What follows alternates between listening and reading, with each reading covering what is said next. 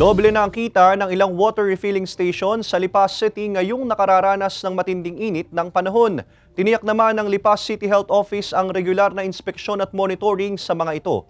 Para sa detalye, makakasama natin live si Denise Abante. Denise?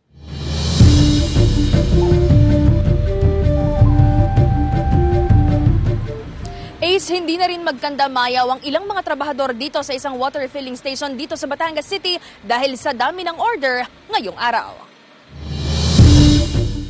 Pila-pila ang mga water container na ito sa isang refilling station sa Lipas City. For delivery na raw lahat ng ito ngayong araw sa iba't ibang barangay sa lungsod. Ayon sa nagbabantay ng tindahan na si Churchill, umaabot na sa mahigit 200 hanggang 300 order ng 5 gallons ng water container ang pa-order nila kada araw. Dumoble ito kumpara noong mga nakaraang buwan na hindi pa nararanasan ang matinding init ng panahon. Tumaas po ngayon kumpara sa dati na tag-ulan ngayon, sobrang init. Kailangan ng mga tao na uminom ng tubig, maraming tubig kasi para maiwasan yung dehydration. So medyo lumakas yung tindahan namin.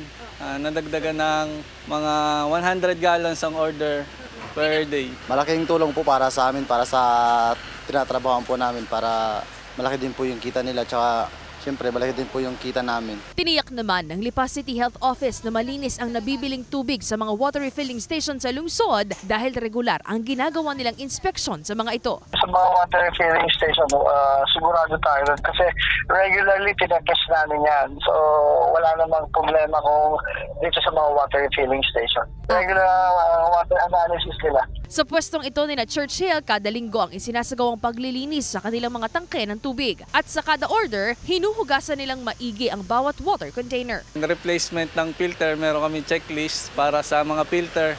And then yung paghuhugas nila ng sinisecure yung kalinisan.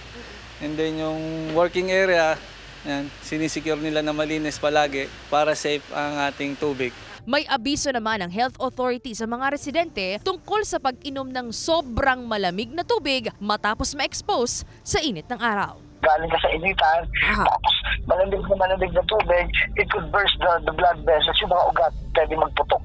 Kahit hindi malamig, okay, no problem with that. Ang importante lang is ma-hydrate sila.